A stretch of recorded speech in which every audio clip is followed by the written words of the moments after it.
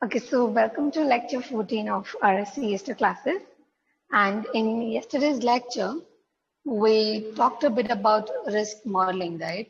Which is what this subject is all about. I mean, it's within the name of the subject itself, risk modeling. So this is a very, very interesting session today, I would say, because of one thing that we'll be discussing. But again, just let us go through what we discussed previously related to risk models. So we know that we have certain number of claims and we have certain amount of claim associated with each of these claims, and which in a way encompasses our aggregate loss in this manner. And then we had a look at two different risks, and the way you can identify them is if you know n and if you do not know the n. So here you are treating n as a number that you already know, and here it is the random variable that you don't know. So we do make some assumptions throughout this chapter and throughout all the models that we will be studying. One is that these xi's are IID random variables, and second that n is independent of xi. And we know that if we do if we make all of these assumptions, these will render the distribution of the claims to not change throughout the year.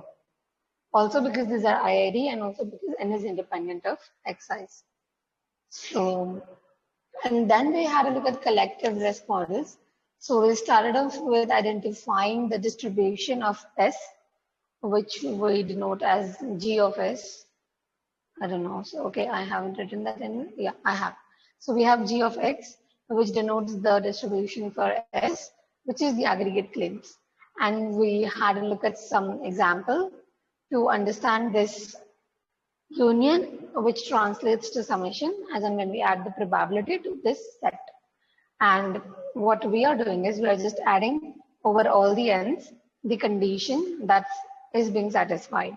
So in a way, it is just taking parts of the process, again, only those which satisfy a particular condition.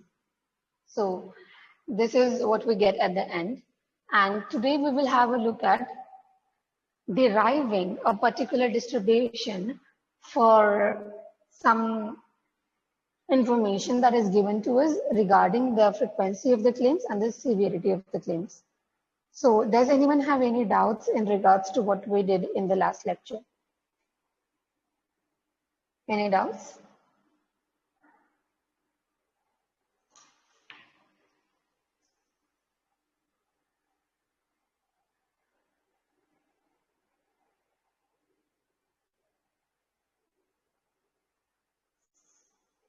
No?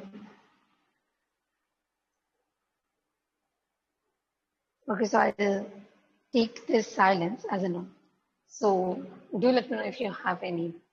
Okay, so today let us derive in general how do we go about, solving for the actual distribution of S.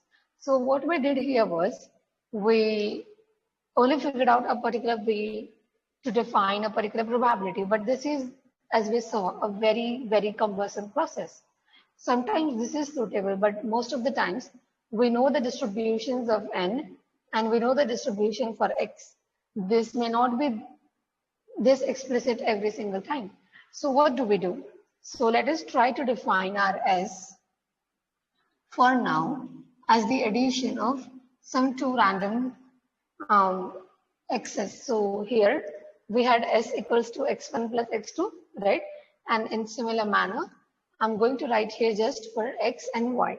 So I have x and y, where my condition is, again, that my x and y are independent.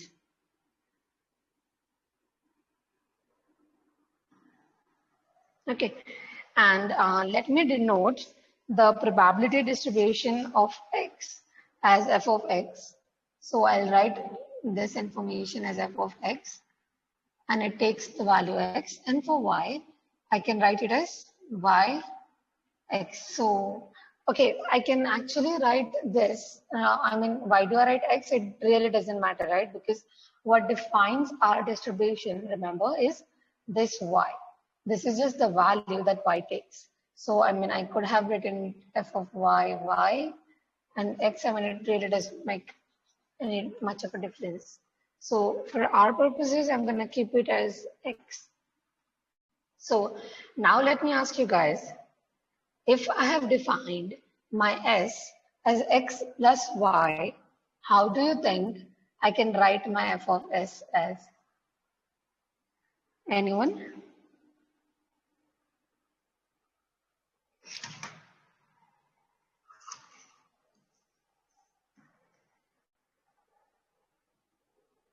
Any guesses?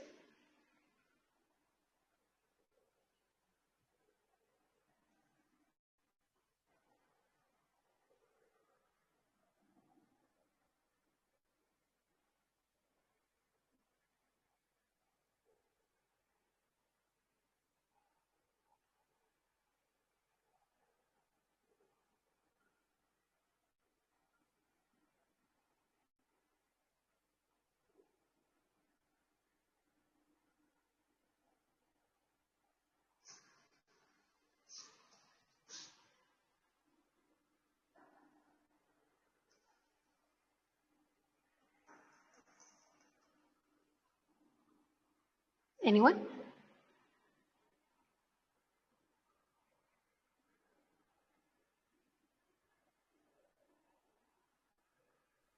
Or maybe we could replace one of the variables by s minus the other variable. What did you say? Maybe we can replace one of the variables by s minus the other variable. So where should I do that here?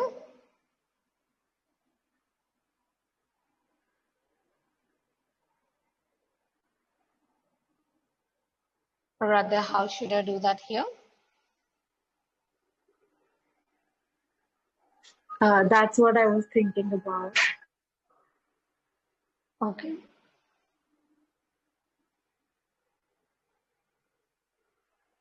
Did you think of this by yourself, or did you have a look at the textbook and get some idea? I mean, I don't know you guys have. I had reference. Okay, okay. So I would highly encourage for you guys to, maybe not look at the textbook before the lectures, but again, it's up to you.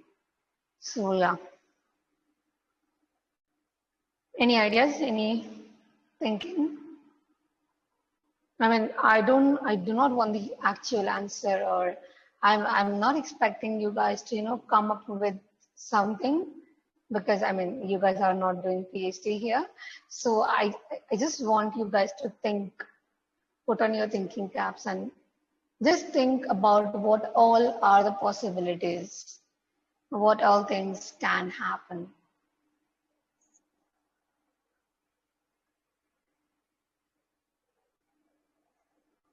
And don't be afraid. I mean, if it's wrong or if it's right, just keep thinking, I would say.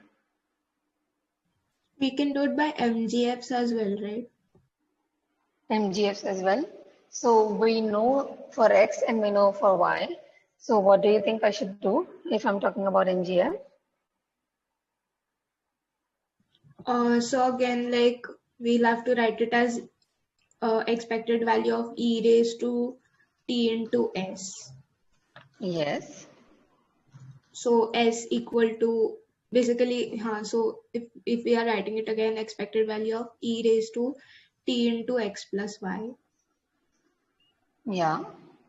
So that will be expected value of e raised to tx into e raised to ty. Yeah, expected. So this will be like mxt into mxy. MYT. Oh, myt. yeah. Yeah. Sorry. Yeah. That was actually very good. And then I will have to compare this MGF with something else, right? Yeah, uniqueness property of energy. Yeah. So this is actually something that we will do to solve. But do remember, sometimes we do not have all the information, right? So sometimes maybe if let's say we are dealing with Pareto, we don't know whether its NGF exists. I mean, we do know that its NGF does not exist, right? Sorry. So because certain moments of NGF do not, certain moments of Pareto do not exist. So then what will you do?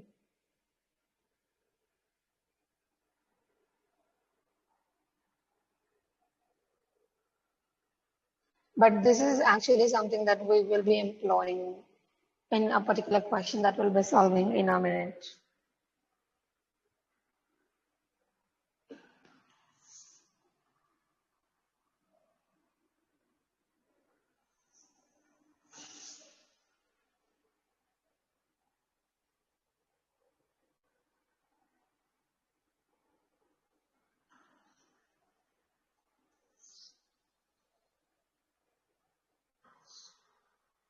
Yeah. Anyone else would like to try something?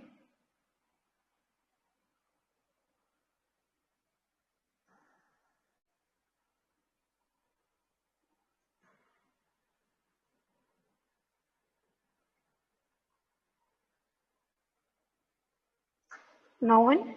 Okay, so let me maybe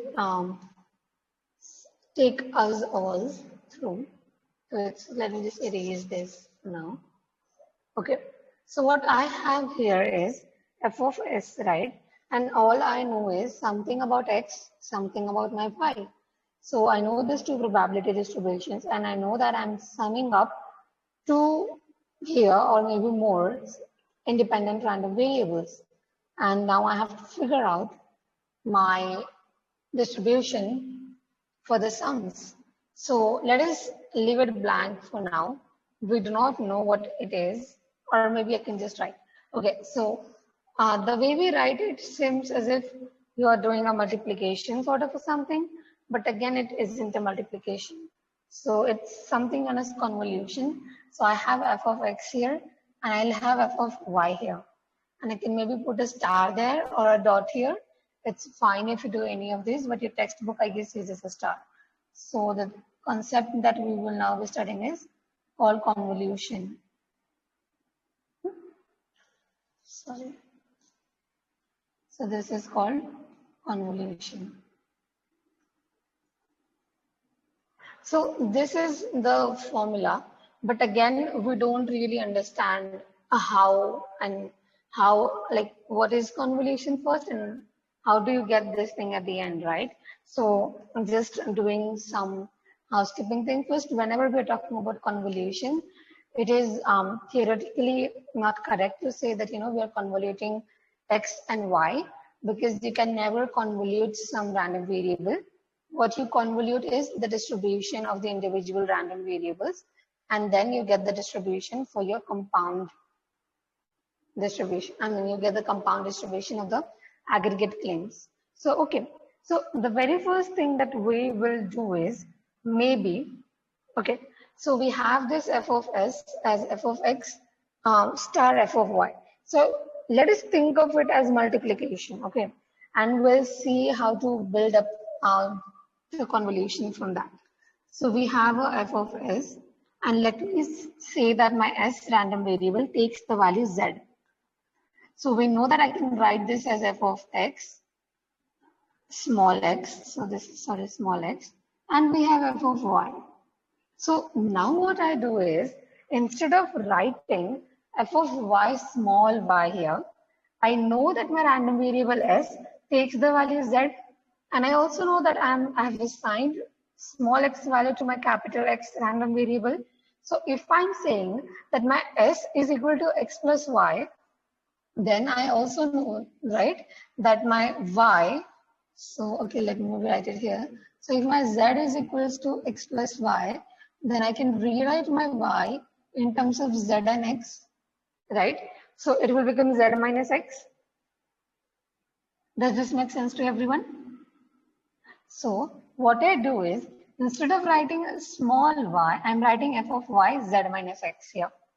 So do you guys think this is enough to figure out? So, okay, you will forget about this f's, okay? Forget about this f's. What does this f represent? It just represents the chance of observing something, right? The chance that you observe s as z, right? So what I did as of now, what I have done up until now is I assumed that my x random variable takes a particular value x, and then I have just given the y variable the rest of the value, right? Because I want my addition of this and this to be z, which is why I have x plus z minus x, right? It gives you z at the end. Okay, so now is this a wholesome representation of what I'm trying to look for? Can you guys see some flaw in what I just explained? I mean, there is no flaw, but there is something missing that I should have incorporated for. So try to remind yourselves of what all I have done here. So, okay, maybe just for an example, let us say that, my Z is 10. So all I'm looking for is the values of positive values of X and Y that give me 10 as a number. So what I was doing is I was defining my X. So if I say that my X is 1, what will be my Y? 9. If I say my X is 2, what will be my Y? 8, and so on. 0 also you can include. So now I have given you guys a nice hint as well. So these will be all the possibilities where I will observe my Z as 10, right? And this is what I'm trying to write here. So what do you guys think should We be have to added? give a firm value to z. We have to give a firm value to Z. Okay. So, okay, what is Z? Z is indeed a firm value already. Z is a constant that we know, right? It is the value that we are assigning to S, right? I mean, So I what have just written, I remember from the convolutions part in CS1, we take integral, right? yeah, why do you take integral? We equate it to 1. Like, it's basically like over the limits, like if it is 0 to infinity or something like that, and then we equate it to 1. Oh, I actually wasn't even aware that you guys studied convolution in CS1. Okay, forget about what you have studied, everything about convolution. And we'll look at why do we need integrals in a very simple and easy manner, okay? I actually don't know what you're talking about when you say you're summing up and adding up one. Can you explain to me that? So integrating any PDF over its limits will give us 1, right? Yeah, but why do you need this f to be equal to 1? Pardon? I mean, so, okay, what we are looking for is the distribution for S, right? So let's say if you have exponential, then you generally have, right, lambda e raised to minus lambda x. There is no integral here. Why do you need an integral in this case? I mean, why? I am not looking at capital F, right? This is my small f. So why do I even care about adding up to 1, all those stuff?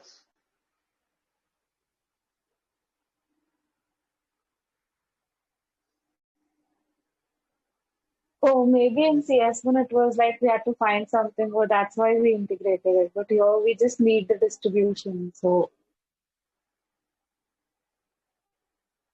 Okay. But again, so okay, so all right, I think I don't know what kind of convolution you guys studied in CS1. So let us forget everything that you guys have studied about the word convolution in CS1 for now, and try to concentrate on what I have here and what I explained to you guys here. So I mean, I'm willing to wait for like 2, 3, 5 minutes, just so that you guys can think through this example. I mean, this is a very basic example of convolution. And I will explain with graphs, okay, what convolution exactly is. And I think it's really a very nice concept. But again, first you guys have to figure out the flaw in this equation.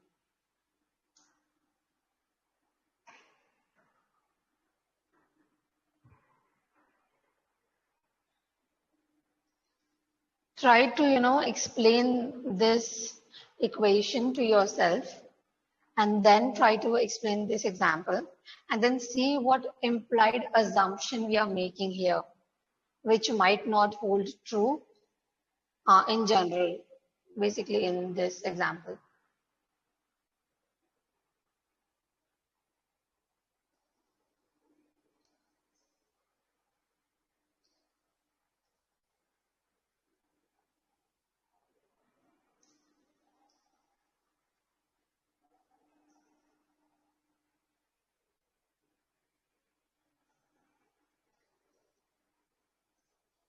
Okay, forget about F, okay?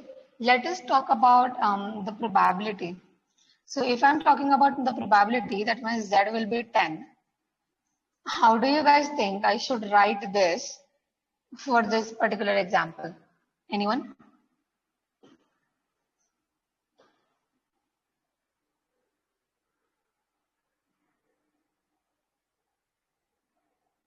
Come on, this is easy. Forget about everything, okay? Forget that we are talking about convolution. Yes, Vaibhav? Will it be a conditional probability that x has to be this value only then? Yeah, you are close. You are close. You got the assumption. So the assumption that we made here was that we assigned a particular value to our x here, right? So, okay, if I'm writing this, what will I write? I can write the probability that my x is 1, then my y will be 9, right? Plus the probability that my x is 2 and my y is 8, and so, right? So what I'm doing is, here I assumed a particular value for x, and then I looked for a particular value of y, which will give me what I want, right? Then I took another value for x, took the corresponding value for y, which will again give me what I am looking for. So what I did here was, I have just assumed a particular value x for my random variable x here, and thus assigned my random variable y the value of z minus x. But what I can also do is assign my random variable x a value of x plus 1, right? Then this will also change. So I'll have z minus x minus 1 or something else, right? So what will happen is, you have to take integral here. And this is the reason, I mean, we are looking at continuous distributions. That is why you have an integral here for x, because what is x? X is the claim amount, right? So we have conditioned on x, and which is why we have an integral sign. But if let's say you're looking here, we will just add all of these together, right? So one condition, second condition. So the way to read this equation, and you don't even have to remember this formula, right? You can just intuitively see that if you have f and you want your random variable x to take a value z, what you have to do is just take a particular value for x, assume it, look for the corresponding value of y, and then add it up for all the different values of x that you can look at. Does this make some sense? Yes, miss. All right.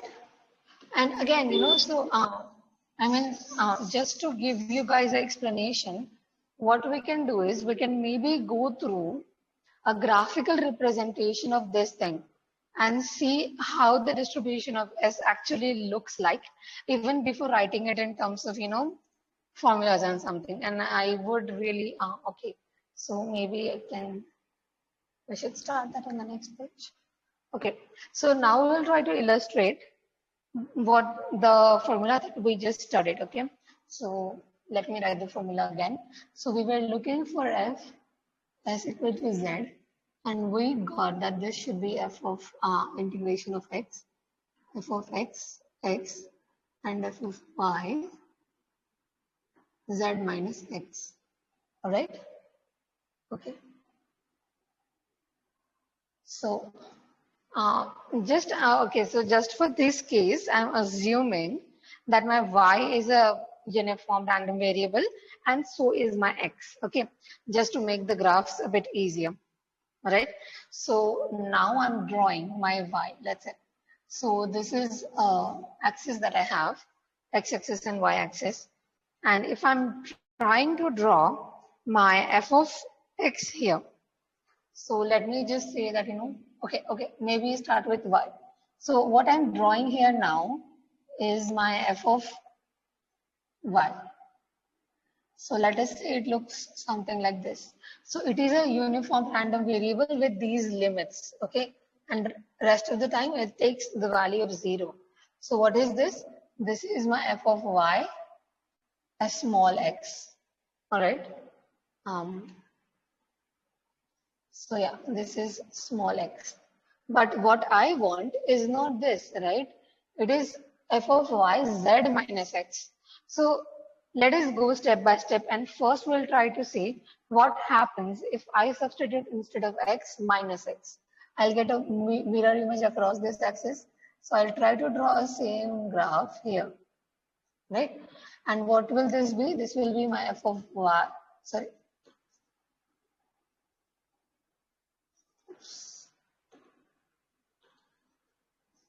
So this will be my f of minus x with respect to y, right? Is this clear to everyone?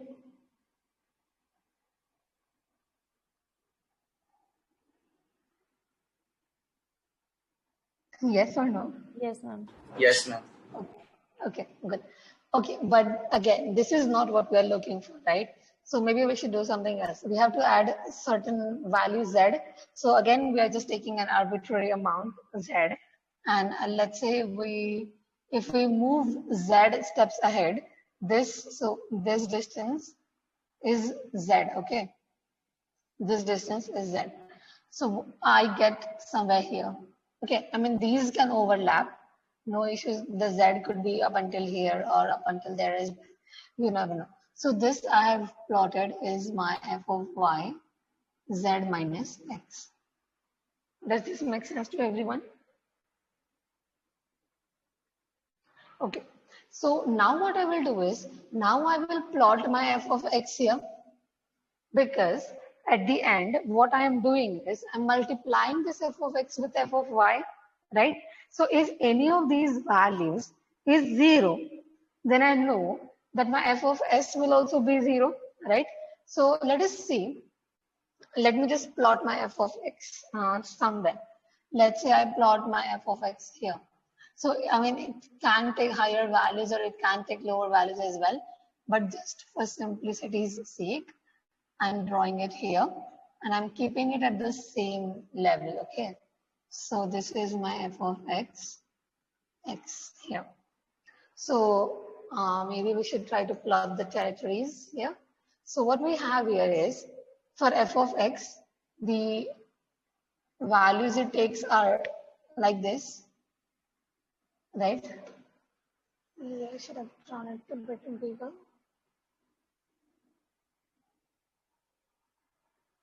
Okay, so for my x, I have these values, and for my y, what do I have? So it takes 0, 0, 0, 0, 0 up until there, and then it takes some values, and then it again goes to 0 forever, right? So now if I'm looking for f of x times f of y, where do you think on these graph it could lie? So let us go step by step for this again. So this is minus infinity and this is again 0, right? So what I have here is, from this portion till this portion, my f of x is 0, and then it takes some values. But again, I see to it that my f of phi over this range is also 0. So let me maybe just divide these graphs into some particular regions that are of importance to us. Okay. So what I have now, in this region, my y is 0. In this region, nothing is 0. In this region, my x becomes 0. And in this region, my y becomes 0. Sorry. My x is again 0, yeah? I have some y still going on, but my x becomes 0. So if you are trying to figure out a certain chance for any of the things happening, I mean, not any, but chance of observing that S will be Z, where are you most likely to observe it? The case where neither of them is 0, right? So it lies right here, where you get the intersection of this and the green part. So it's basically this whole region here, right? So the probability that you will observe a S value equal to Z is the area of this particular rectangle. Always remember this, okay? And let us see now if, okay, so maybe we can take in another. So let us say that these uniform distributions represent the role of a dice, right?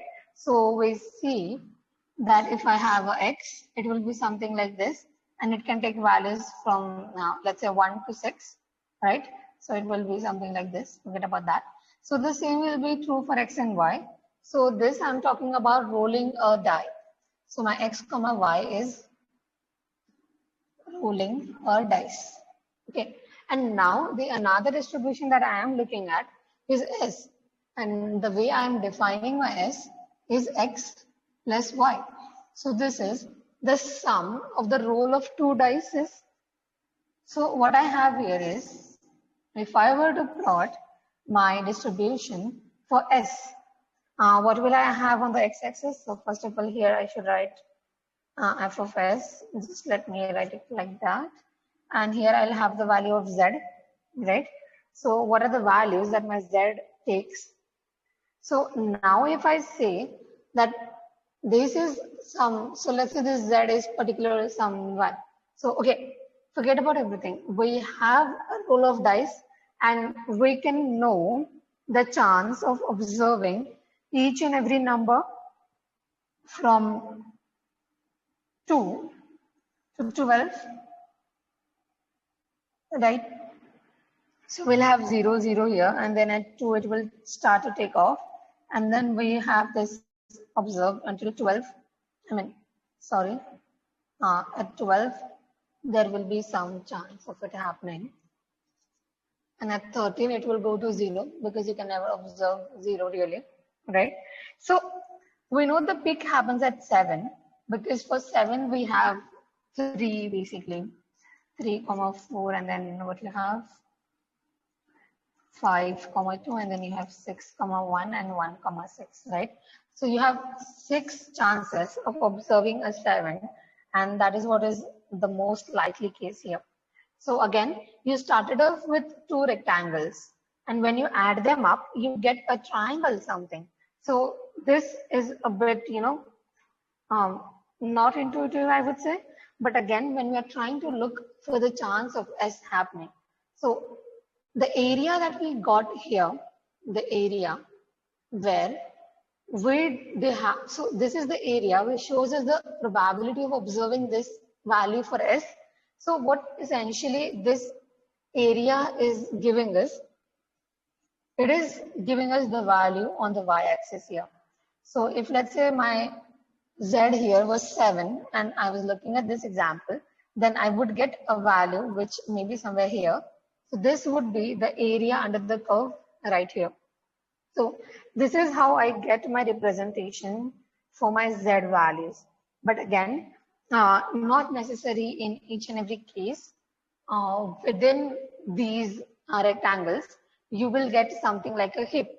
You can also get something like, I mean, it starts and then it stays constant and then it goes down again. So this can also happen sometimes. But again, when would you observe something like that? So let us try to have a look at another case in short. So let's say you have this is your f of x, okay? And my f of y looks something like this.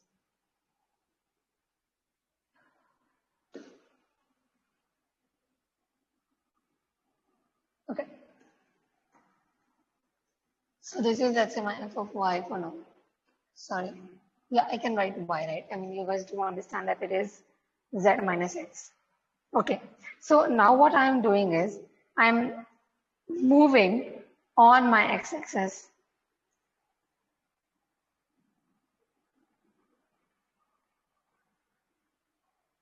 Just give me a second, guys. All right, yeah, so this is, let's say, my f of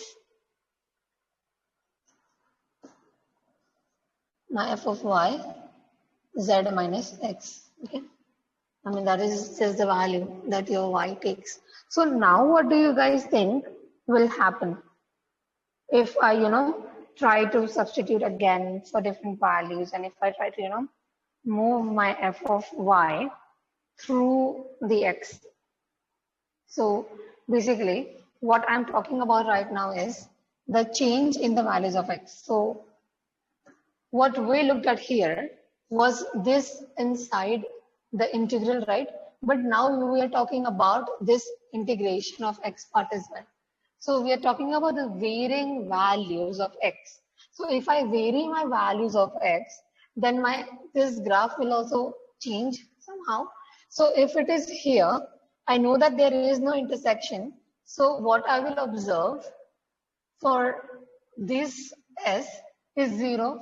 So it will be somewhere here. And when it will reach this point, I know that there is some certain probability assigned, which is not 0 for my s case. So again, remember, I mean, I'm drawing this, yeah, but it's fine. So again, this is my z. Okay, so only when I move my graph up until here, where there is some intersection between my y and my x, I know that I get some positive probability for my s here, right? So, okay, then I move it a bit forward. So I take it from here. So this is what you do in integration, right? You take varying values. So then this is the intersection. So you get some certain probability, which is higher than before, you get over there. So you moved it a bit here. Now you moved it a bit ahead as well. So you get a certain higher probability again, and you get here. So you do this up until you get to a point where this y lies completely within this x. Okay, and then you will get all of these, right? So you have all of this incorporated and you have reached your peak value. So now what happens is, let us move it a bit and you start from here and you get there. Oops, we got the same area, right? So again, this value will not change up until you move it until you have all of the y's area within the x's area. And the time you move it a bit ahead and it leaves that area, what you will get is only a certain region of y. So you have lost some of it, and again it starts to decrease in value. So this is how this is how you can visualize. But again, this is the reason why our S is even, why we can describe our S with a distribution. So we do take this very lightly and we sometimes say that, it would always be the case that our S will have some sort of a distribution or not, but it is not always the case. And sometimes we do take things for granted, but again, I think this is just a general reminder of how convolution would look like. And then what happens is basically convolution is just the overlap between this f of x's and this f of y's. So you see where it overlaps and how much of the area is covered, and that area represents the probability. Okay, and for the rest of the times it is always 0. So you don't necessarily care about all of those things. Does this make sense to everyone? Does anyone have any doubts with this?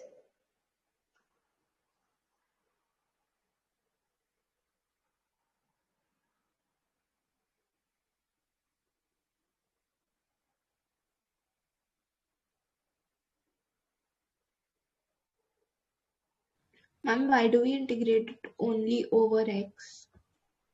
Okay. So, you could also integrate it over y, not really a big deal. But then what you will be doing is you will be assigning. So what you can maybe write this as integration of y, f of y, take some particular value for y, and then you can write f of x, and then you will, so what you did was you want this z, right? And you have already assigned a particular value for y, so you don't have any freedom left to design the value for x as in how you wish it to be. So this will always be z minus y. So you can do it. I mean, it's not really a big deal. Does this answer your doubt? Yeah, so basically we substituted it as z minus y or z minus x. So that is Yeah. how. So, okay, maybe we can look at this example, right? So we had x and we had y, which gives us the value of z as 10.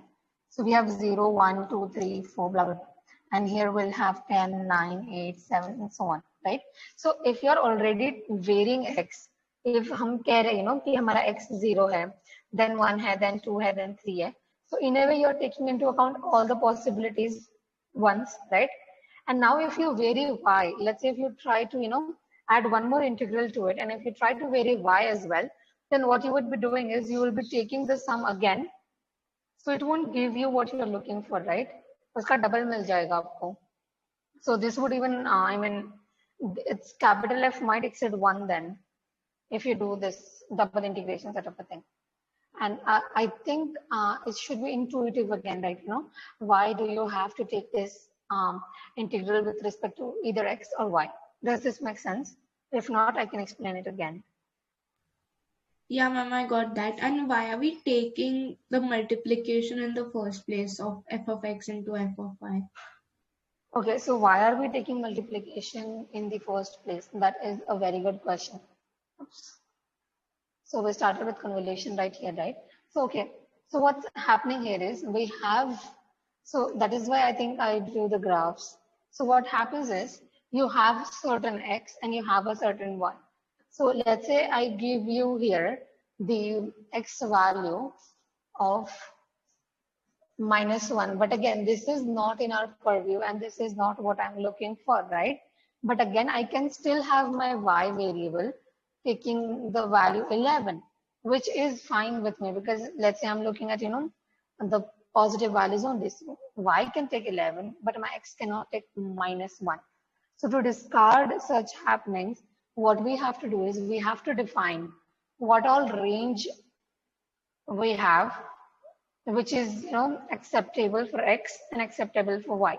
So we have some particular ranges, and then now we are trying to see what all combinations of x and y will give you the value of z you want, right?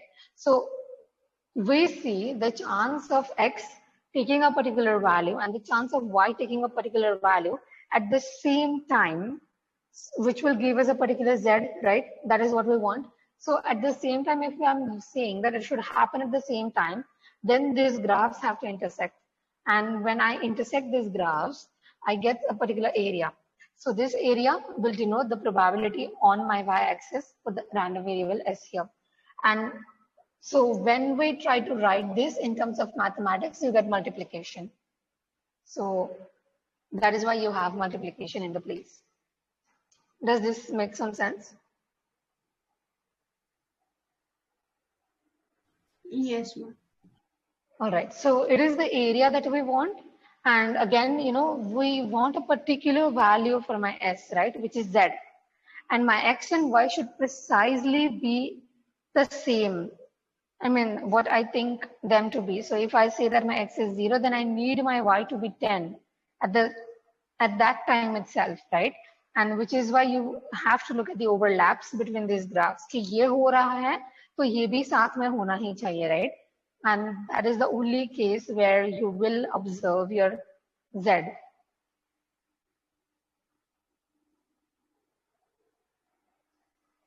What about others? Those were really good questions, Isham.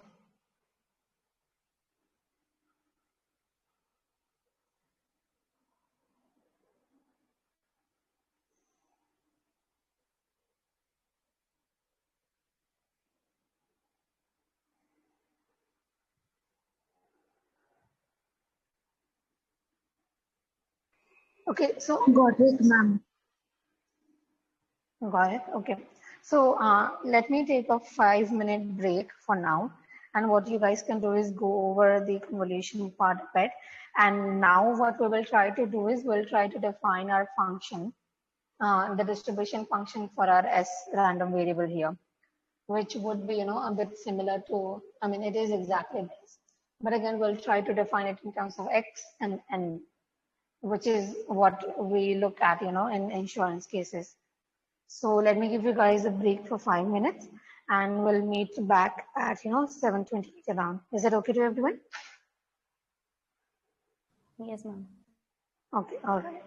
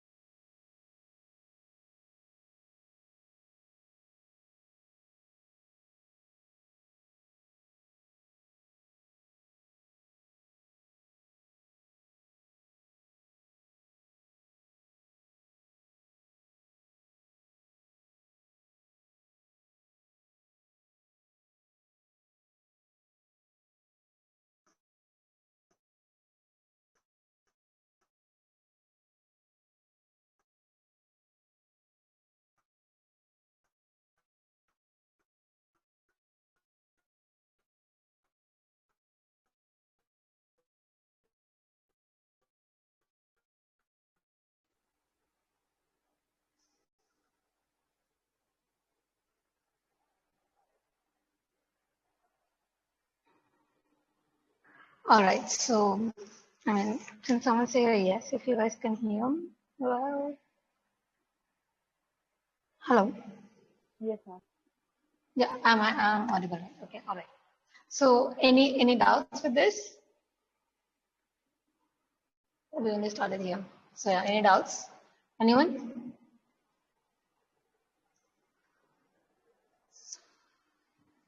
All right. So let's look at how it would look mathematically, for us at least. So, I mean, the mathematical derivation, this was just an intuitive derivation. So now let us have a look at a mathematical derivation, and then I think it would just become,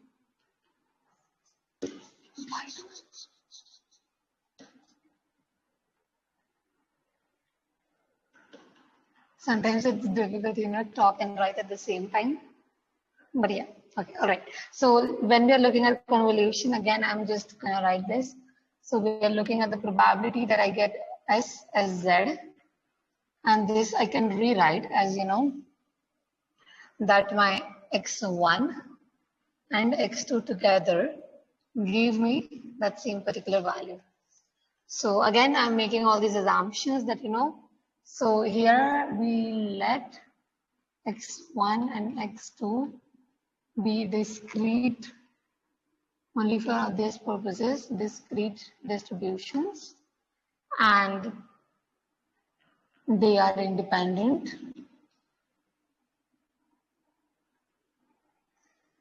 with certain functions, which is f1 and f2.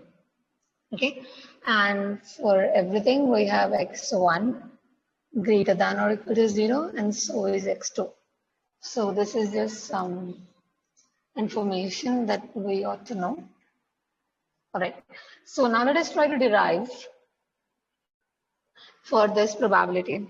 So what do you guys think I should be doing next, depending on what we saw? Okay, so I'm just writing down what we did in the graph for now. So any suggestions any of you guys might have on how should I proceed further?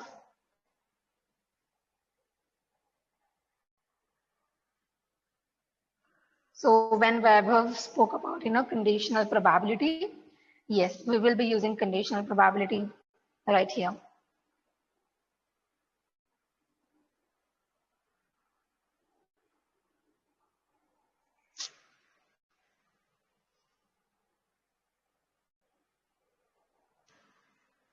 So will it be something like probability x1 intersection x2 given probability x1 equal to something?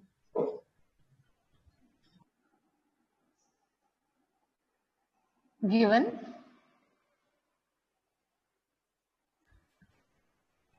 probability x1 equal to something, because in that example we took some value of x and then we found out the y, right? Yeah, so I think you're exactly on, the right thinking track. But in terms of mathematical notations, the way we will write that is like this. So again, what do we want at the end? We want x1 and x2 to be z, right? We want x1 and x2 to be z. But what we will condition this upon is the value for x1, which we define as x for now. So again, remember, this is what we are conditioning upon, but this is not exactly, the condition that you are putting in as of now. So what I'm doing is only putting a comma here. So what I did was I just assumed a certain value for my x1 here, which is x, and then I have my x1 plus x2 as z here, right? So does this make sense to everyone? Is this step clear? No, I didn't understand that in conditioning x is equal, x1 is equal to x. So remember from the previous parts, I have just taken, a particular value for x1 here. Okay, okay. Does this make sense to everyone? Have a closer look. Ma'am, why did we put in the comma again? So because I'm taking one particular value for x, so remember the way we started off with was that, we assign a particular value to x, and then we let the rest of it add up to z, right?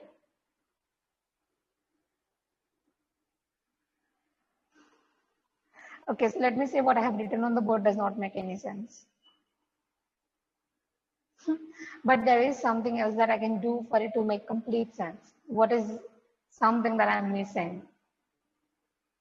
What is that something? It's something that we did previously, right? The Something only that would? difference is that we did previously Yeah, for exactly. S. Yeah, And what only is the that? difference is that was continuous and this was discrete. So instead of the integration, we'll have summation. Is that so?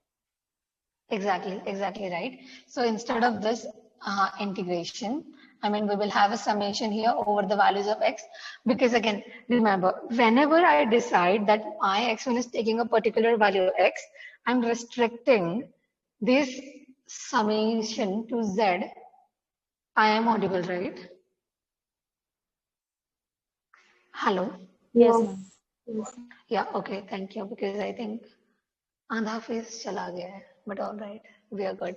Okay, so we have x1 as x, and the very moment I define my x1 random variable to take a particular value x, I have to remember always that I have to sum it up across all these different values of x that I can assign to my random variable x1 for it to give me a total probability of observing s equals to z, right? Okay, so we are good. Next, what should we do? Or rather, what can we do? So just to give you guys a hint, I want to convert this into conditional probability now. So what can I do? Anyone? If I'm looking at probability of something, comma something, and if I want to write it in terms of conditional probability, how can I write it?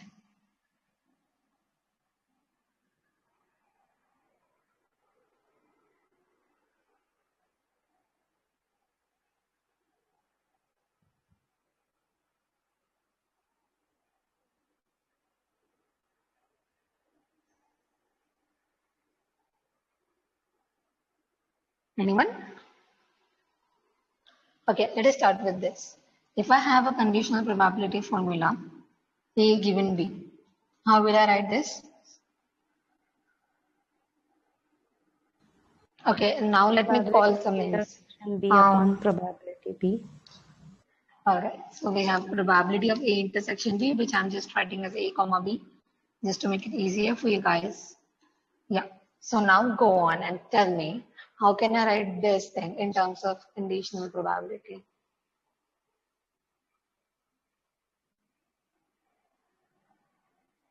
Probability A given B into probability B.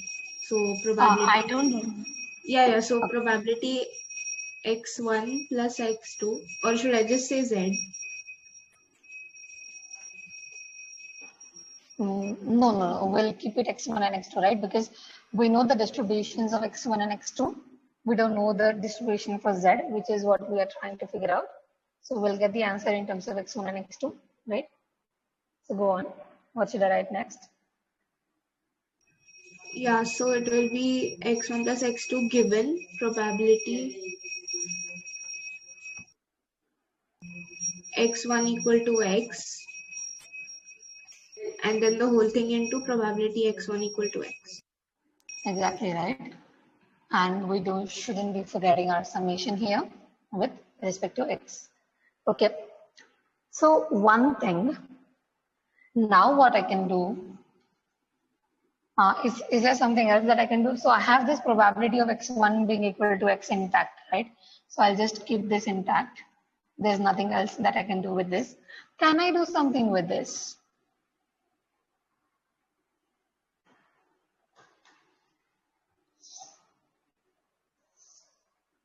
Anyone?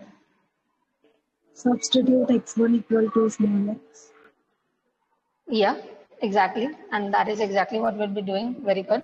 So I'll be substituting my x1 as small x. So what I will get here is probability that my x plus x2 random variable is equals to z given that my x1 has taken a particular value x, which again, so now this conditioning is rendered useless, right? Because I've already taken that into account. So I can ignore this condition and I can just rewrite this as x2 being equal to z minus x times the probability that I get my x1 as small x. Does this make sense? Yes. Yeah, so again, I'm using the fact that my x1 and x2 are independent. Okay. Yeah, so the way I define my probability for x2 is f2, right? So I'm looking at f2 z minus x and I'm looking at f1 x. So this is what we actually started off with, right?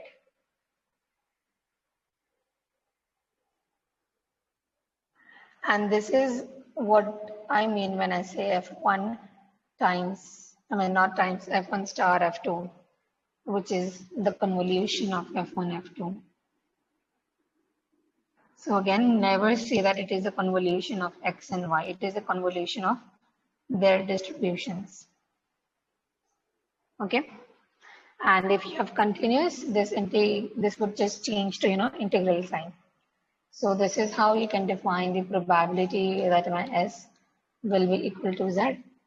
Yeah. Does it seem a bit easier now?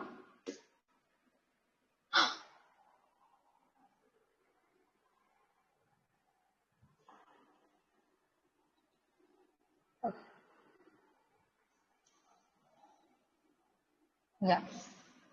So this is what we're looking at. This is the highlight.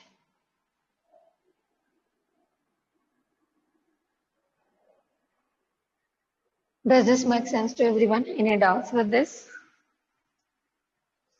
So again, we have only done this for the case of two random variables x and y, and I would want you all to try this with three random variables as well, and do tell me what is the answer that you get. So that would be your homework for the next class. Is that fine with everyone? I mean, we don't have this in syllabus, so this is not a compulsory homework. Do it at your own discretion, but it's just a fun exercise, I would say. So you will have to condition and then again condition. So there will be two steps involved. But yeah, it's only much more fun, I would say, at least maybe for me. So yeah. Okay, all right. So we'll move on to the next bit where we'll try to devise this exact same thing for the compound distribution of S that we're looking at. Okay. So again, reminding ourselves of what our S is. What is our S? S is just summation of Xi's, where I takes values from 1 to capital N. All right. And again, not to forget, my S is 0 if my N is 0. Okay. So now if I have to write my f of S, how would I write it? So when I'm saying f of S, I mean capital F of S here. How should I write this? We can also write x here. I mean, it's not really a big deal. Really doesn't matter much. So let's write x. So what would this be? This would be the probability that I observe random variable s taking a value less than or equal to some s, right? And I think we have done this already, right? So the way we write this is we take a summation from n going from 0 till infinity, and we take all these into account where we define a particular value for our random variable n. And again, we take the conditioning.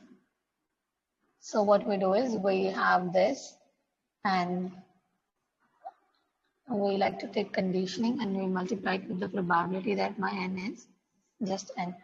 So again, I can rewrite this, and what I will get is summation n going from 0 to infinity probability that I've observed this. So what I can do is I can maybe take into account this value of n. So what I will write is I will write S subscript n less than or equal to x and probability that my n is equals to small n. So in a way, I'm saying that, I know what my value for n is and I'm summing it across for all those values of n, because in actual, I really do not know what is my value of n here. But if you do this, what do you get here? So you have n going from 0 till infinity. And the way you write this will be what? It will be f s n, right? And x times the probability that you observe this. So this thing that you have here is actually a part of convolution. So this is what is convolution.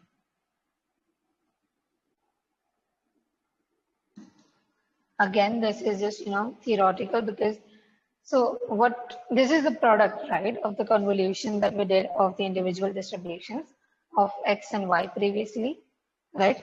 So again, if I'm trying to devise this f of this capital F, what you will get is, so if you, I think this is actually given in your books as well.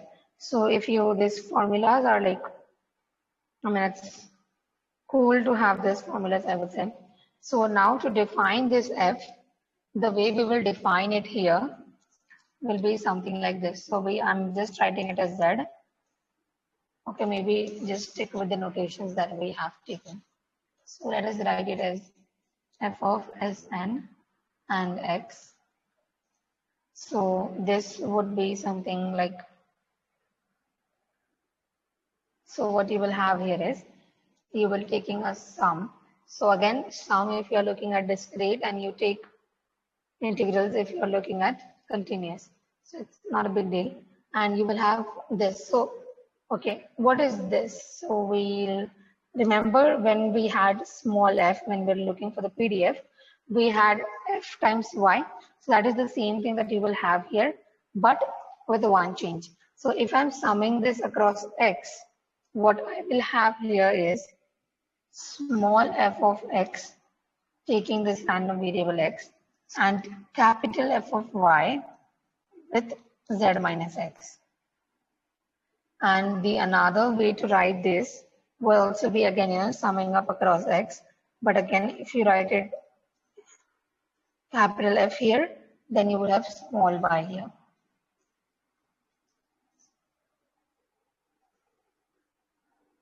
So this is just, the CDF for RS, I would say. And again, you can actually derive this thing. So, okay, if you have Sn here, the another way to write this would be, okay, so let me maybe just, box this, or you can have this. Nothing up a lot today. Okay, let us just ignore those. Maybe I will just draw a line here to see that, this is something separate. So what I have done here is I have defined this convolution here. And when I'm writing f of Sn, here I see that this is an n-fold convolution, right? So whenever I'm seeing n-fold, we know that we are summing up across n. So, okay, that's fine.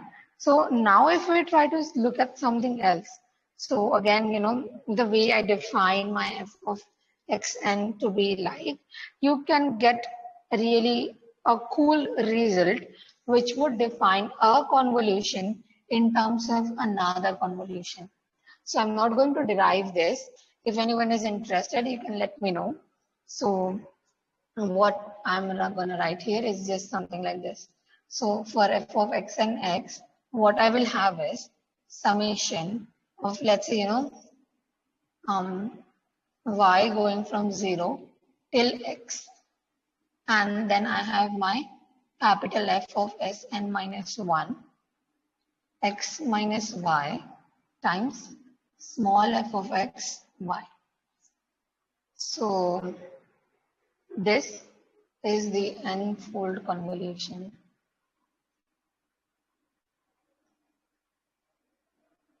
And it inculcates this n-1 as well. So this in terms of this, so such equations are called, recursive or iterative equations. And there is altogether a different field in maybe in economics and finance as well, where you discuss such problems. And sometimes it's easier to solve it using recursive properties than to really try to guess and then verify it. So there are certain other techniques as well which you can use. But again, this is not exactly what we will even be using for this course. So you can choose to ignore this. Okay. So, okay, just let me maybe ask, is this clear to everyone?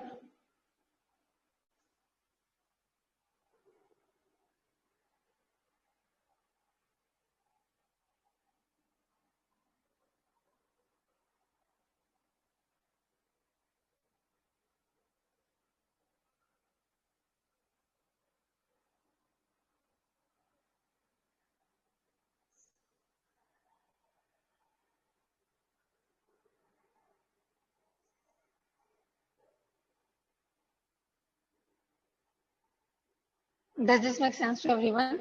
So, okay, again, the way to derive this would actually be similar to what we did here. So instead of equal to z, you will have less than or equal to z. So you will have less than or equal to z, less than or equal to right here. So what you will have is probability that x2 is less than or equal to z minus x. So that will be capital F of y, which is why you get capital F of y here. And rest of the things remain constant. I mean, you can try to do that by yourself, but again, it's just a matter of, changing the signs from equal to less than.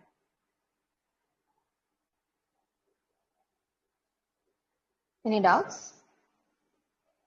Anyone? Yes or no?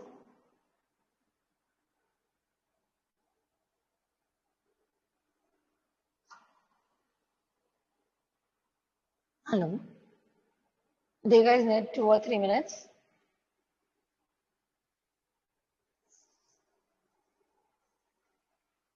To maybe try and see. I am audible, right? Ma'am, why do we need this though? Why do we need this? That is a good question. So again, so let us say I have X and I have Y. So I know the distributions of X and I know the distribution of Y here, but I do not know the distribution for S. So to derive it using first principles always is a big task. And if I want to know anything about my aggregate claims, right, I need not be knowing everything about my S, right? So this is just a shortcut formula where you can use the information that you have and just put in and you get the distribution for your S right away. Because at the end, what you care about is your aggregate claims, right? Kitna aggregate aapko nuksan hoega. So as and when we solve questions further, so I deliberately didn't solve any question today in the classroom because I'm not sure when our next lecture will be and I do not want to cancel our lecture again. So I'm planning to do a sum then because then I won't have the board and I can explain a sum without the board as well. So, okay, it would be more clearer then, but again, just to answer your question right now, what you will care more about is the aggregate claims. We will now look at the mean of the compound distribution. We will also have a look at the variance of the compound distribution. So S is the quantity of interest here. You don't necessarily care about individual claims, right? You would care about those, but in the next chapter, not exactly in this chapter. So here we are looking at the collective risk, and that risk all is encompassed into our one random variable S here. So we want to know everything we can about our S here. So we derived its distribution, and then we will derive its mean, variance, MGF, and all the stuff. Does this make some sense? Does it answer your question? Got it. Okay.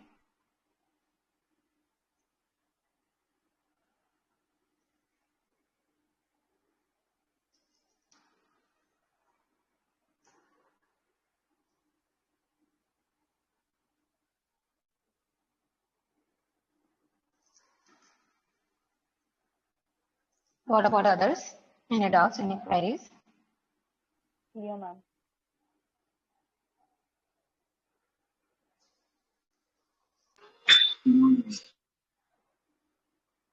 No, ma'am. Thank you. So are we ready to calculate the mean of these compound distributions? So again, try to remind ourselves of why are we calling it a compound distribution? Because really our n here is a discrete random variable and our x is a continuous random variable, and which is why it makes a compound mixture distribution. And so let us try to have a look at its mean now. So okay, so starting with, let me put the heading. So we are looking for, yeah, so we are looking for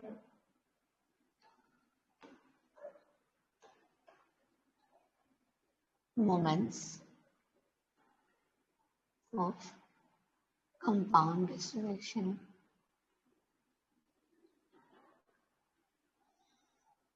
All right. So first I would look at expectation of S. Okay, so certain things first. We know the distribution of X and we know the distribution of N. So, okay, forget about X, Y here, X1, X2 here. Now we are talking in terms of our claims and their frequency and their severity. So I know that this has f of X and this, let's say, has f of N. Okay, and the mean for my X is small m1 and the mean for my N is, let's say, defined using small n1. Okay, and again, I think just to maybe let the completeness see.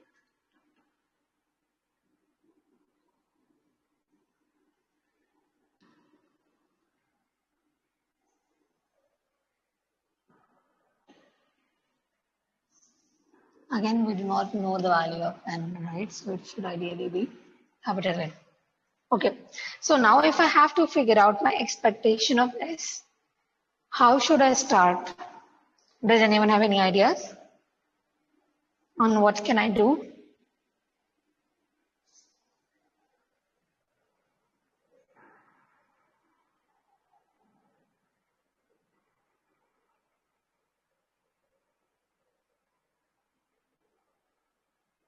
And can we write expectation of summation of xi? Not quite. So, okay, that won't help us, but again, let's do it. So it will actually help us. So let me just do it. So I have expectation of X and I'm writing it as summation of Xi, I going from 1 to N. Okay, then what? We don't know this capital N, right? So is there something else that we can do? I mean, so there is only one common thing between all the stuff that we have studied about S here, right? It has always got to do something with conditional distribution. Because we do not know N, we do not know X as well, so we can't simultaneously be working with those both. So again, here what we will try to do now is condition our S upon N. So what I will be looking for instead is, so I can just rewrite my expectation of S as expectation of S given N.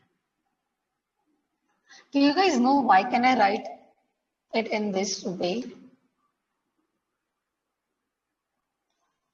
Can anyone explain, or do you guys even know the name of the law that I'm using when I write it in this manner? Anyone?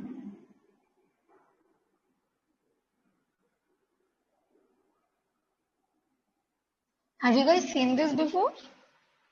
Yes, ma'am. Yeah, I mean, Yes, ma'am. we don't know the law. I don't know the law, but we've seen it in CS2. Okay.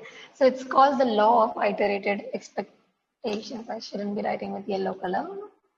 So yeah, it is actually because of the law of iterated expectation, right? It makes sense, right? Because you're expecting again and again, right? But again, so okay, so let us start with basics and try to understand something else about this law, right? Do you guys want to, or do you guys just want to remember this formula?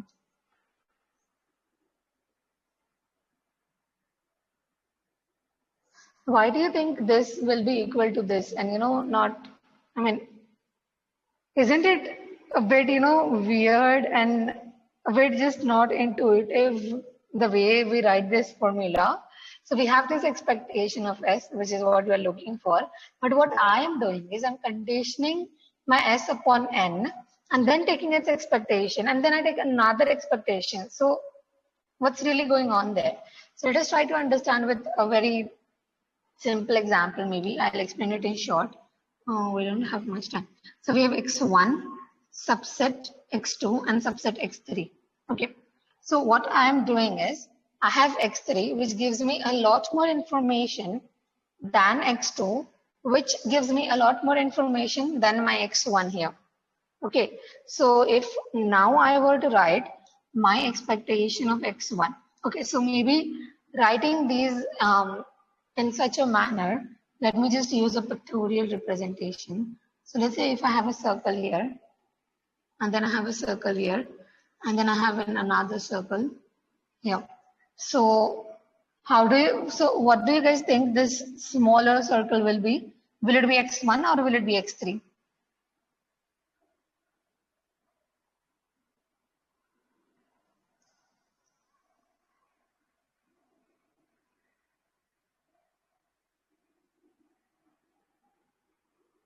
x1. X1, right? It will be x1 because it gives me the least of information. Then I have x2, which gives me as much information as x1 does, but some extra bit of it. And then I have x3, which gives me all the information that these both give me, but also some more. So now if I am to write expectation of x1, what I can write this as? So the way we wrote this, I want to write my expectation of x1 now. So how do you guys think I can write this? Anyone?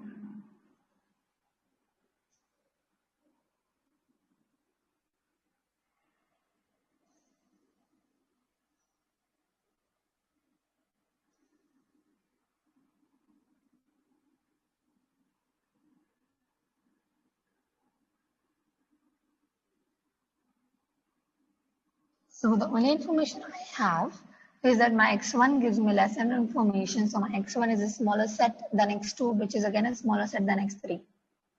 And I want to figure out my expectation for x1.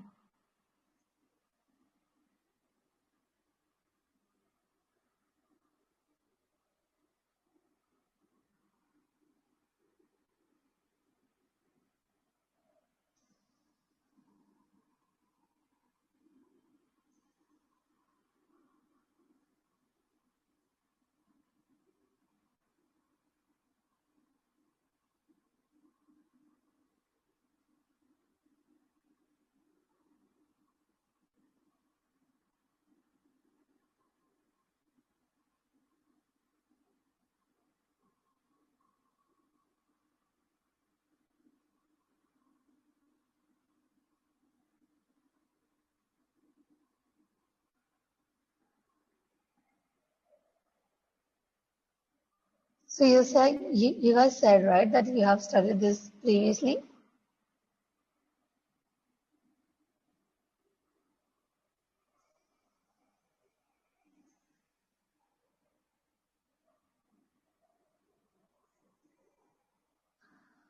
Should we change the timing of our classes? Should we change the timing of our classes? Are you guys tired till it comes to 8 o'clock?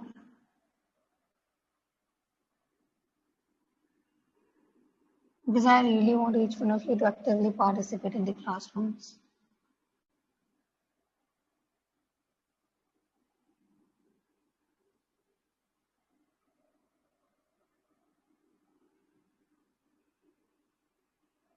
So any guesses? So again, if I want to write my expectation of x1 as expectation of something else, what should I be conditioning upon? x2. Well, now it's x2. Why do you think it should be x2 and not x3? Ma'am, because it is x1 plus something gives us x2. Yeah. So I feel it should And be x3. So what do others think about this? Do you guys think I can write x3 there, or should I not?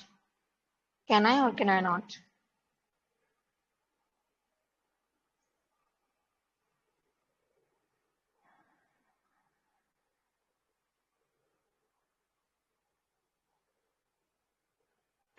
You can, but it will be like a more wider measure than I think.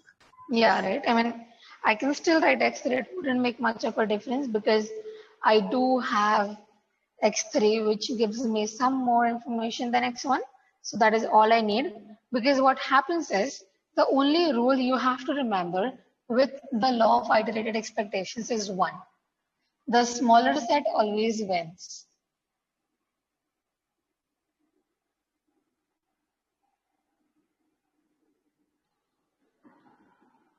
And when I say this, why? Because let's say if I first of all take condition, if first of all I'm taking expectation of x1 with respect to conditioning upon x2, so I have this bit of information, right? And then what I'm doing is, then I'm taking just the simple expectation. So here I was looking for expectation of x1, and then, so okay, first of all, let me just say that, if my x1 and x2 is some random variable, and if I'm taking expectation of x1 conditioning upon x2, what do you guys think this will be in terms of?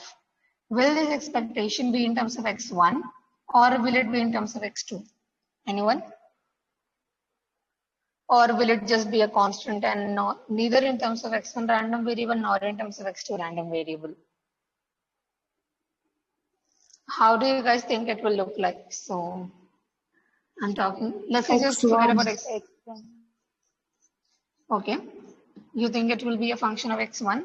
Let us try to have a look. So it is generally we have, let's say, I'm just not in the mood to write x1, x2. So I have expectation of x given y, right? So it will be, let's say, some x square y. Fine. And what will I write here? Should I write dx or should I write dy here?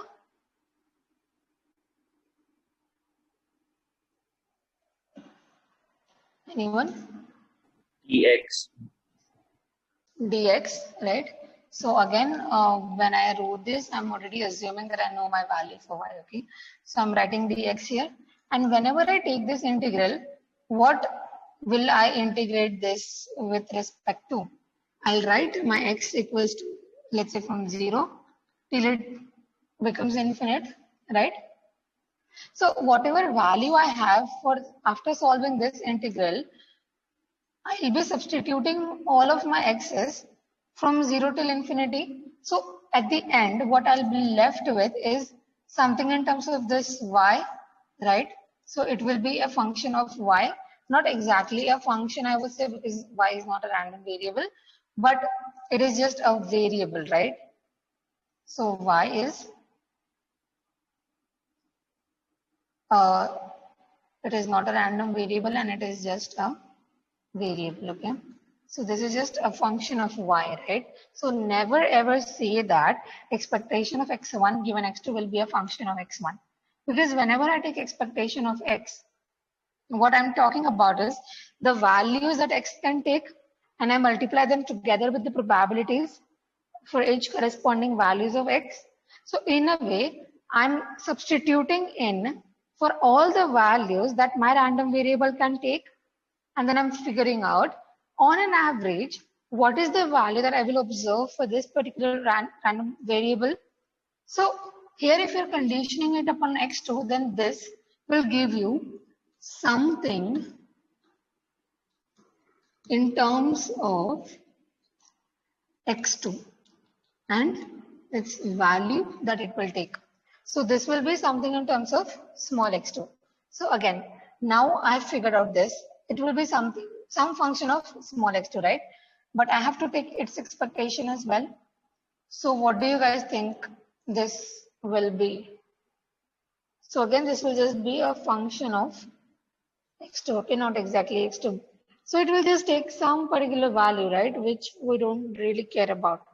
So again, okay, just let me talk about one more thing. If we have expectation of x2, which we care about. So we cannot write this as expectation of x2 given x1, okay? But we can write it as expectation of x2 given x3. So the smaller set wins. So if you do this, you won't get expectation of x2. This would be really something else. And if you do this, you will indeed get expectation of x2.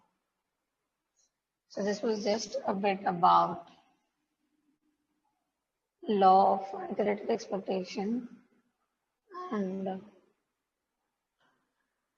I think all of you have understood. So let me just erase it. Okay, let's go back to what we have. We care about our S and we care about our X and we care about our N, right? Okay, so now if I have this expectation, what will I do? Any guesses?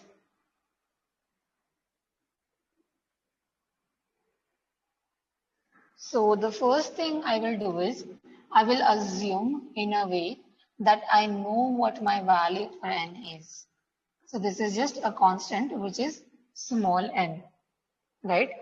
So now what we have to do is we have to figure out this expression. So let us first try to maybe look for this. So what we have is expectation of S given that my n takes this particular value. So now I'll do what Anvaya said. So I'll write expectation of summation I going from 1 to capital N xi, given that I know that my capital N takes the value small n.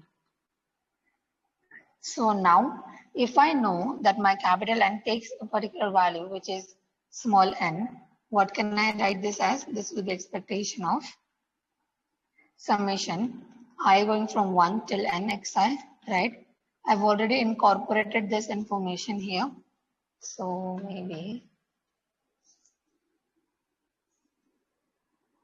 so right, this information is incorporated there. So, okay. And now what I will do is I will exchange this expectation and summation. So again, you cannot do this always, but with all we are working in, you can always do this. So the way we defined i's expectation was M1, right?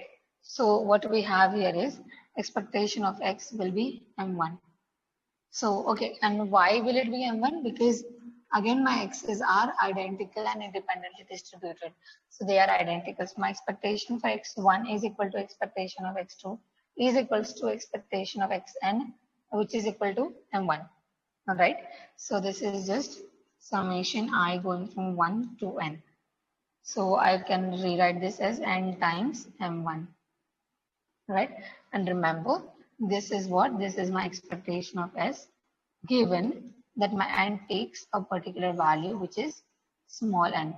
So now, let's say if I want to generalize this, what I can do is maybe instead of writing this small n m1, I know that if I do not in a way substitute for my value of n, and if I just care about expectation of s given n, what do you guys think will it look like? Anyone?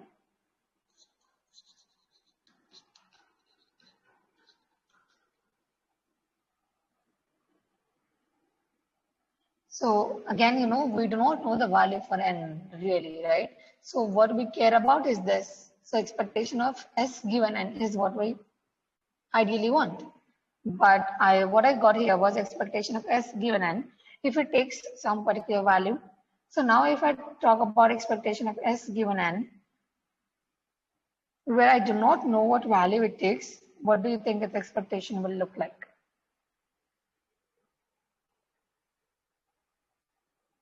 Anyone?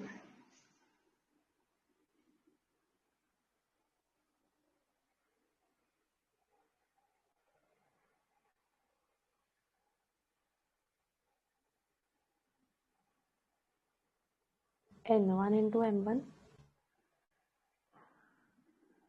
Capital N into M1, right? So what we have is, it won't be N1 and why?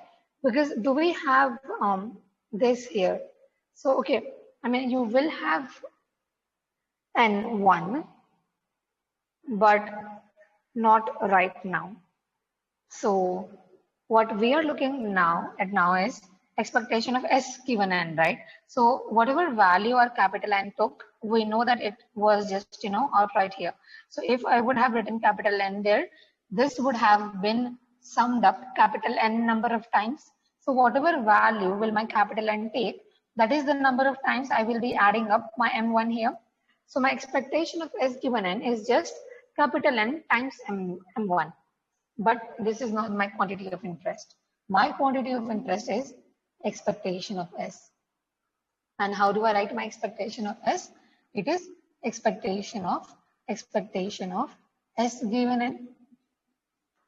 But now I know that my expectation of S given N is nothing but N times M1. So my M1 now is just another constant, but this capital N is a random variable. So what I will have is expectation of N. And the way I have defined it previously, my expectation of N is just N1. So this will be M1, N1. Does this make sense to everyone?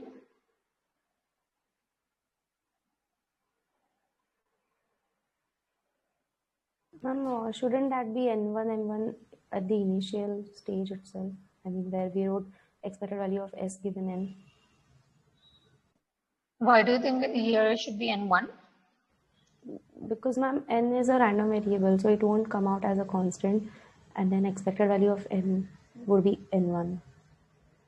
Oh, okay. So, okay. Here we are talking about, knowing a particular value of N.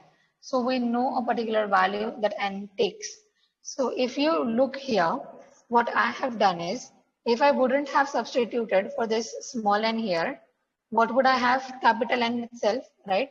So अगर हम इसका expectation लेते हैं, so हमको यहाँ पर instead of small n, I would have had capital N, and that is the number of times I would have added my expectation of x1, which is M1. So I will only get capital N here, right? Because what I'm looking for at the end is expectation of S, and that is where I get N1, which is so this is my expectation for X, and this is my expectation for N, which when multiplied together give me expectation S. So when you say that it should be N small n1 here, but do you see, have we ever taken expectation of N into account in any of these steps for us to end up with N1 here? Have we any time used expectation on N here? No, right? So the only thing that we do here is we have expectation on N, which is why we get N1, because N1 is the expectation of N. Yes, ma'am, got it. Does this make sense? So the thing that interested us was this.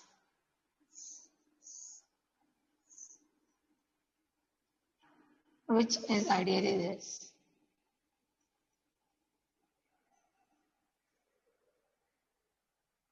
What about others?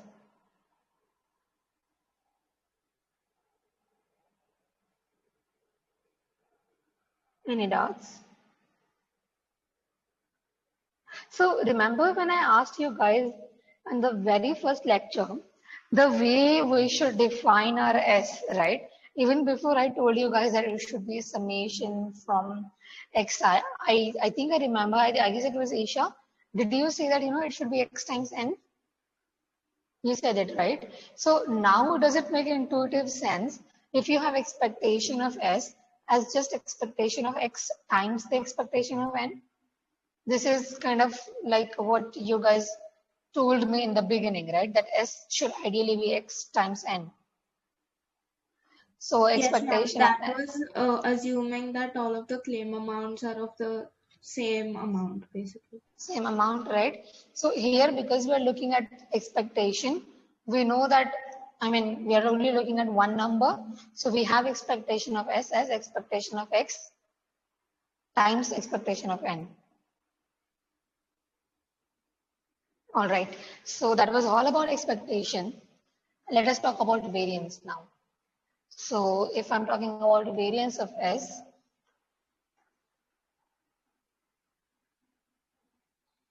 there is one big formula that I never remember here. Okay, so if I have to figure out my variance of S, what I do is, I mean, this is defined. I think we have this, in table booklets, and I think you have already seen this formula in CS1 as well. So yeah, you can actually rewrite this thing as this. So I don't know the page in the table booklets, but it is there in the table booklets. So yeah, this is how you can define the variance for S. And again, the one more bit of information that we will require here is that I denote my expectation of x squared as m2. Okay. All right. So let's see, out of all these components, what else do we already know? So we know only expectation of S given n, right? We don't know variance of S given n. So first of all, let us try to devise the variance of S given n, right? So we'll try to look at this here. So we have variance of S given n. And what I will do is, I will use the same technique that I did for the expectation case. So first I will substitute in. So I'll get summation I going from 1 till n xi given n. And then I can rewrite this as variance of summation I going from 1 to n xi.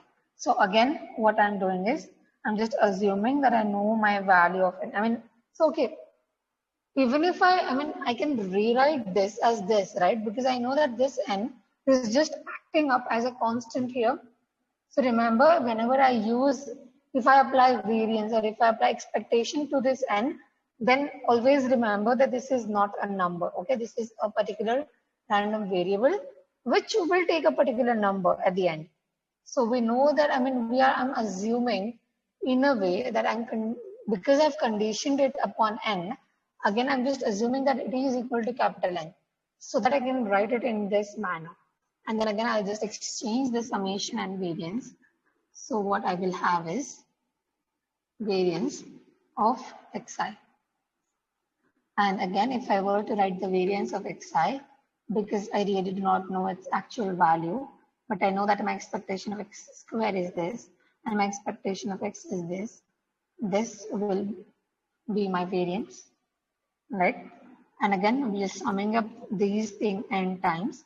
So you will have m2 minus m1 square, right? So now, is this all we care about? No, we want expectation of this guy, right? So remember, now if I will be applying expectation here, this is acting up as a random variable. So now I have to look at my expectation of variance of S given n. So it will be expectation of n times m2 minus m1 square. And this is just a constant. So I'll have m2 minus m1 square outside and expectation of n left inside. And that will just be, so now I will write this as n1. Does this make sense to everyone? Yes, ma'am. All right. So now we know this part, expectation of S given n. We derived it previously. So remember, what we want is expectation of S given n, right? What sometimes people can do is they can just take this instead. So we want expectation of S given n, which is capital N times M1. So this is capital N times M1. And what we care about, see, I just don't have enough colors. So what I care about is variance of this guy, which will just be variance of n m1.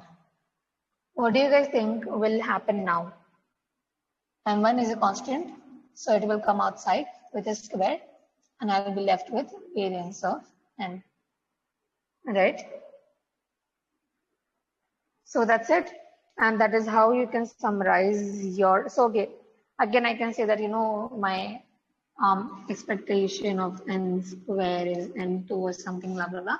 But again, that is up to you. I mean, it's just a matter of notation, I'm saying. So if I were to write at the end, my result, what I get is my variance of S is, so this first part I'll take up from here. And again, for N1, I'm just going to write it in terms of expectation of N. So what I will have is expectation of N times M2 minus M1 square plus M1 square variance of N, right?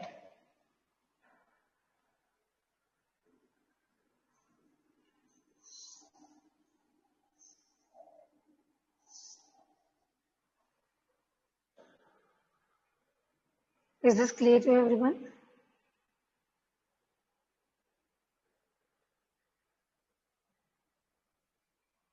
Yes, ma'am.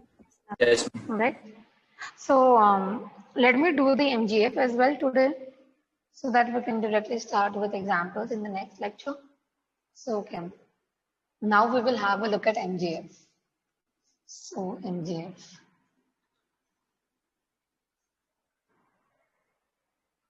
Okay, so how do I define? So let me just write that what we are looking for is MST, right?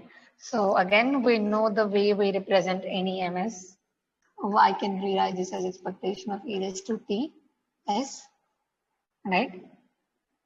And again, I will be doing the same thing here, condition it upon n. So what I will do is, I will use my law of iterated expectation to write this thing as expectation of e raised to ts given n. Okay, does this make sense to everyone? Yes. But let us go step by step. So we do not even know this yet, right? So let us try to derive this first. So the very first thing that comes to our mind is that I should write this as x1 plus x2 up until x n, right? So again, what I will now do is I will just, because this is e raised to, I can rewrite this as e raised to tx1, e raised to tx2, and so on till e raised to txn given capital N, right? But now let me just, take a bit of a liberty and define my n here. So I'm defining what my n here is, right? So what will I get here? I'll get expectation of e raised to tx1, e raised to tx2 up until e raised to tx small n, right? Given that my n has taken particular value, capital N. So you saw some change here, and because you did a bit of a change there. All right. So now I can On the ignore this. above line, you wrote small n only. Oh yeah, thank you very much. That shouldn't be small n, should be capital N. Very well noted. Thank you very much. Okay. So now next, what I will do is I will just ignore the conditioned part and I'll be left with txn here. Now, would anyone want to help me? What should I be doing next? Remember the assumptions that we make? We can split the expectations.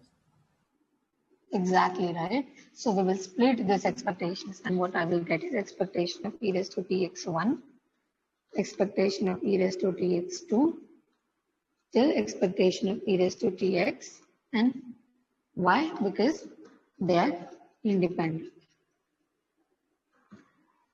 And then what should be my next step? Then it will be mx1t into mx2t up till mxnt. Exactly, right? And again, why? Because, I mean, what can I do instead is maybe collate them together. So just, have a nicer notation. What I will do is I'll have this pi where I goes from 1 to n, and I'll say that I'm looking at expectation of e raised to t xi's. Does this make sense? And then I can just rewrite this as pi, I going from 1 to n, mx I t, right? But can I do something else with this? So I do know the fact that my random variable x's are not only independent, but they are identical as well, right? So all of the mx, so mx1 will be equal to mx2 will be equal to mx3. Everything will be equal to mx, right? So what I can write this as mxt. And because I'm summing up the same quantity n times, I will just write it as the power of n here. So is this clear to everyone? And remember, what we have derived as yet is just this particular quantity. Okay.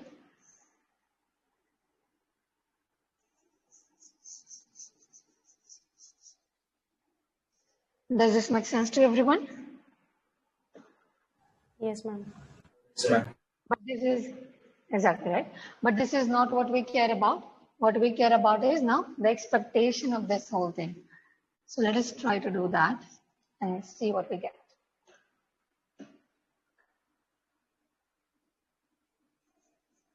Okay. So now I will try to take the expectation of this thing. So I have expectation of, let me first just rewrite. Okay, or maybe I can just do this thing. So I will be having expectation of mxt raised to n, right? So mxt. So again, remember whenever we are operating on n with expectation or variance, change your small n to capital N. So what I will now have is capital N here. So remember, we up until here, we never really took expectation of n, right? Capital N का हमने कभी expectation नहीं लिया. We have just multiplied it small n times. We have multiplied it capital N times. So now we will have to take its expectation somehow, right? So again, I will rewrite this thing. So this is a bit of a technique. So I will rewrite this in terms of logarithm and e now. So what I will write this as e raised to n times log of mxt. Do you guys see what I have done here? I hope everyone understands what I have done here. Yes, ma'am. Yes, ma'am. Yes, all right. So now if I were to write this thing, how can I write it, nicely in a precise manner, in a beautiful manner, I would say. So what I can do is I know, right? So my mxt is what? Expectation of e raised to tx. And if I write my mnt, what will it be? It will be expectation of e raised to tn. And what is t here? T is just some constant, right? So if I talk about that particular constant in this case, I know that my mxt is also a constant. So log of mxt will also be a constant, right? So this thing here, what I'm looking at here, which is Tn, is similar to what I have here, right? So this will act as T, and this is n itself. So I can rewrite this thing as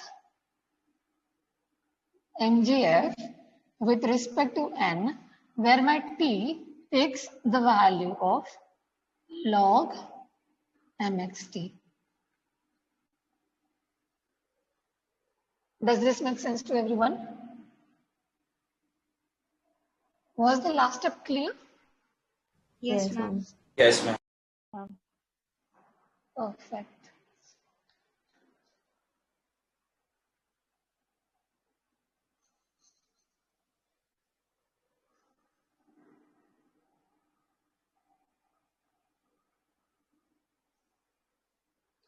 All right. So I would say, I mean, so this is just, some particular way to derive the expectation variance as well as the MGF for our S.